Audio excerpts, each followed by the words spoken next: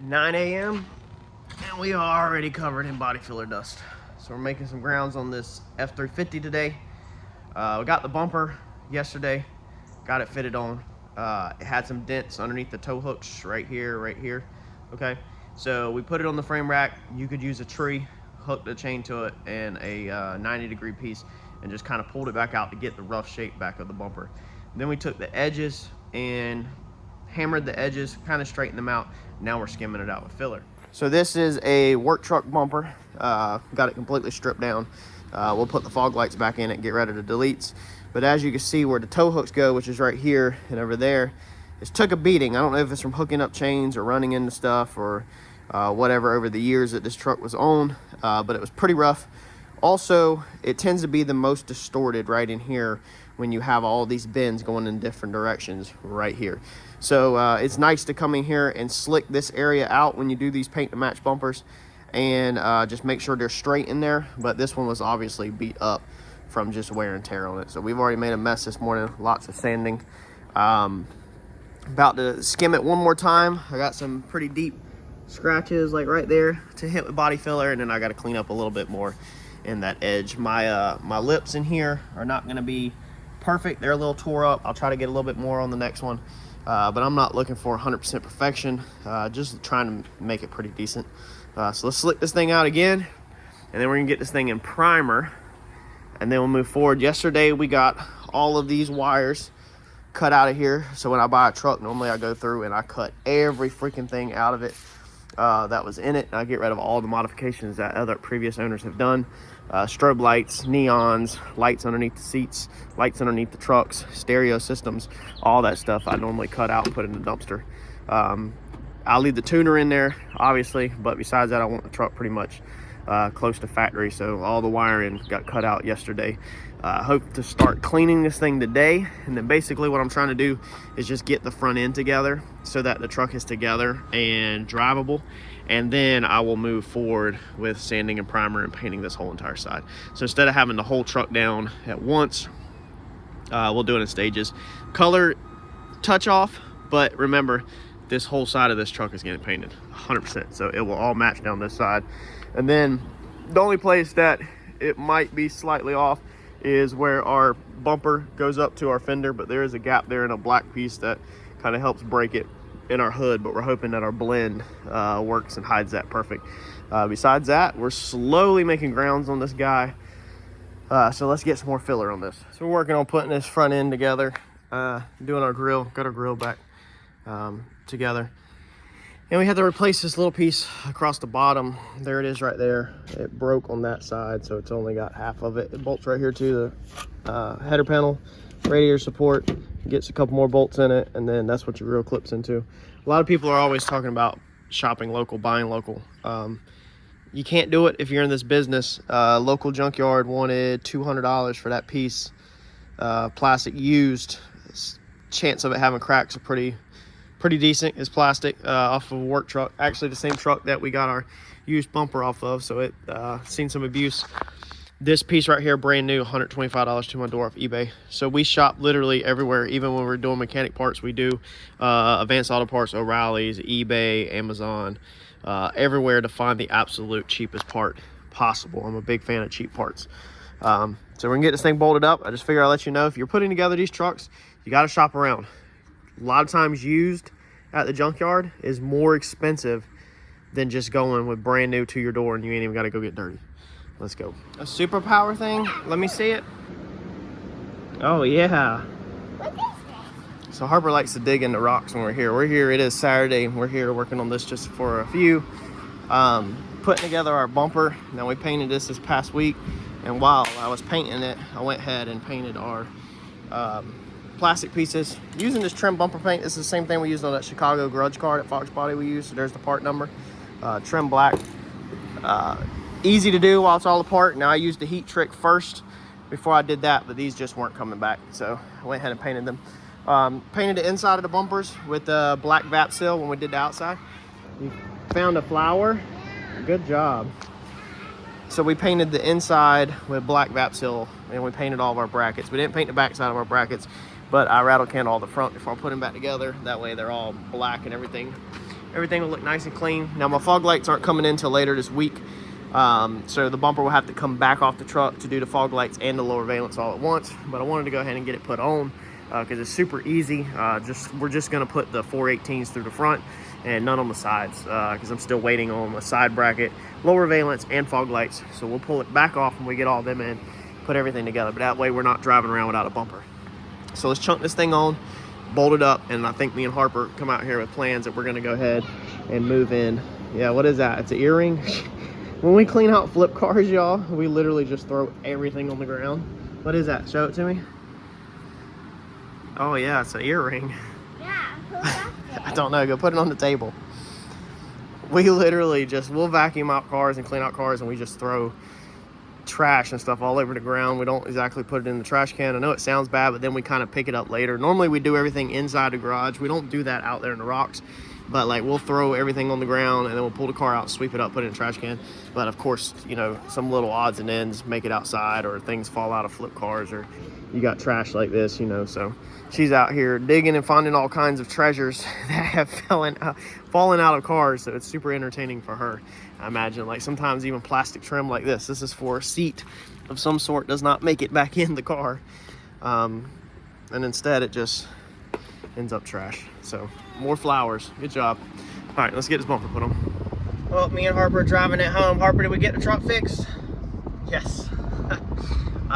It's funny because she's gonna grow up and it's literally just gonna be normal to her to continuously be changing vehicles, and just every like 2 months or every handful of months changing vehicles. And I guess that's all she's gonna know, and then she's gonna expect other people's parents to just change vehicles continuously, because we don't keep anything around here hardly. Hopefully we'll be in this one for a little while though.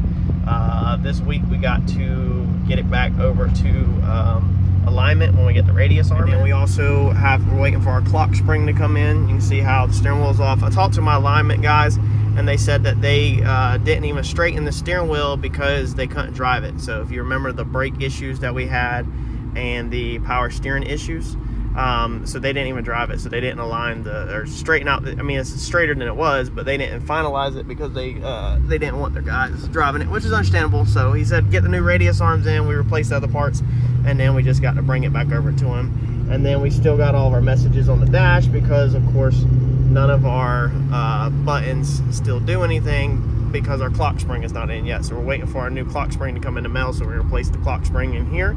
But at least now we're getting some drive time on it. And then a couple other little things besides that.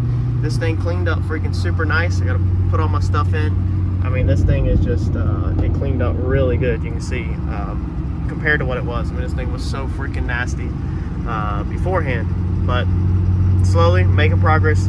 It's nice to be back in a Ford. Hopefully once we replace the radius arm, hopefully the steering wheel goes straight and this thing will be issue free. Knocking out a couple more things this morning. We took the bumper back off, loaded our new fog lights in. So these brand new, these things are like 38 bucks for both sides and brand new. So there's no reason to use the OEM stuff. Just throw it in the trash, especially if you're missing one, because these are nice, new, shiny. On your lower valence on these trucks, if you'll order a 2-wheel drive valence, not a 4-wheel drive valence, it will be shorter, so it won't hang down so low as the 4-wheel drives. The 4-wheel drives hang way down like this, versus 2-wheel drives are like half the length. So the 2-wheel drive, the valence, is the better looking one. Chunk this back on the truck. See here, actually we got our brackets to change first. So we're gonna change these little brackets out right here, and then chunk this thing back on the truck. Need to get our inner fender back in, and then move on some other odds and ends this morning. All right, so we are going to put our new clock spring in now. I'm hoping that this is our issue. It should be. This is what transfers all of your signals, your horns, all the electricity through the steering wheel. If you're not familiar with it, if you've been doing mechanics for a while, you probably know what this is. It plugs in right there and on the bottom. Basically inside here is all the wires wound up enough so you can turn the steering wheel, because obviously you can't have a wire just going straight through, or then when you turn the steering wheel it'll get tangled up. You'd have to drape it really big like a race car. How we do it with the trans brake button and everything, you'd have to have all that wire hanging down in order to have steering wheel buttons if you didn't have a clock spring. So whenever you overturn them, that can damage the wires inside. So like I said, if you have absolutely no control of anything off the steering wheel, it's probably going to be this. Also, if airbags deploy, sometimes it melts this, but I only see that one out of like every 100. So we never changed them because they are normally never go bad. So that's a common like misconception that need to be changed after airbags are deployed, and it's just simply not true. They come with this little white piece right here to make sure you don't index or turn it wrong. So after you install it, you'll pull that out. This truck is actually extremely easy to do. The steering wheel is bolted on with a T50, and it literally is indexed just like a race car. So Ford basically did the same thing that we do on race cars and have it indexed. Instead of having to have a stupid steering wheel puller that's pressed on, it can only go on over the indexes, and then the bolt holds it on. Airbags also pretty simple on this one to remove. Screwdriver just goes in, and it will release some of these tabs right here from hooking into the back side or into the steering wheel, and then that comes right out. So that's super simple. So we're gonna go ahead and change this out and hope that when we put this back together, we have all of our steering wheel controls back, because we currently do not. All right, so let's see. Oh, we got a horn. Let's see if that fix all of our issues if we got our controls back. Okay. Oh, looks like we don't have. No, we do. We do have controls. It just took a minute to. Yep, there we go. Nice. Got all of our controls back now. So good to go on that. That fixed it. All right, so she is all together, y'all. I'm gonna call this one a wrap on for y'all's sake. What is going on here? Why is the washers out? That's weird. Anyways, she's all together. So I think that front end turned out amazing, y'all. We did a video on how to repair this grill. This was a chrome grill if you're new to the channel. We repaired it. And then this was a work truck bumper that we did body work primers on and then we painted. We still need a little plastic piece inside there, some little minor stuff like that. But this thing is buttoned up. I mean, I got little stuff, but I'm not gonna bore y'all with that. Antenna needs to go on it, and then of course we still have to paint this side over here. Still has all of the paint damage, but I'm not gonna bore y'all with anything on that. So you can see the stuff on the paint. We got to get it off. It's all over the freaking truck, but that's gonna be on me. My luck, I've already moved into this thing, as I call it. Moved in means I already have it full of junk, and I have to wire up the programmer. Still got the wire laying in the floor, but this thing runs and drives. So I'm so busy half of the time once it gets running and driving, and I'm bad about finishing my projects, unfortunately. But I'm gonna try to get this one done.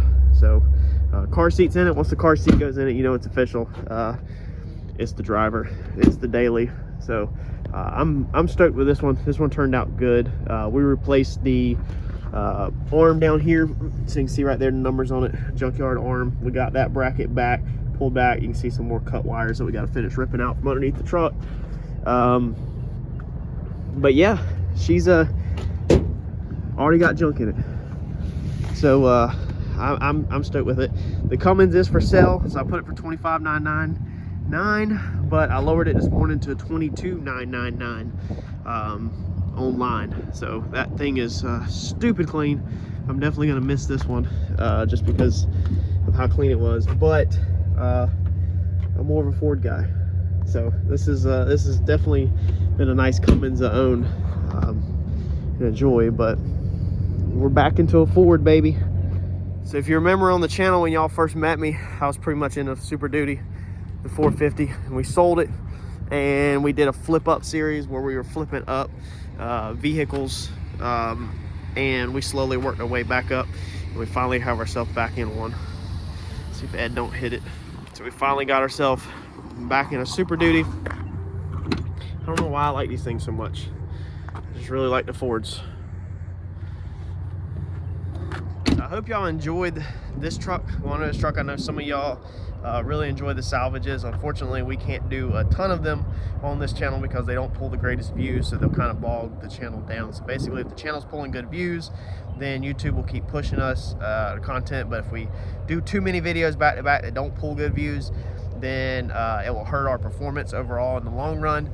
I don't really care so much about that. I make videos that I enjoy, videos I want to share, but I also don't want to self-sabotage my channel and just purposely kill it. So we kind of have to space them out. But y'all let me know in the comments if you want to see more of these things. I'll pretty much always show you the personal stuff when I do trucks and stuff like that, or interesting flips like we showed the fire damage car that we sold, which actually we did sold. It's gone, 4,400 bucks. Went to a mother. She bought it for her daughter's first car. The daughter was over the top stoked. I got to see that in the parking lot where the daughter could not believe that that was actually her car. And it's nice whenever you get to put together nice cars like that, sell them for cheaper than everybody else because it has a salvage title on it, and you know, make a family happy or give a kid their first car or whatever. So y'all smash that like button for me, and I'll catch y'all in the next video. Thanks, y'all. Smash it, Ed.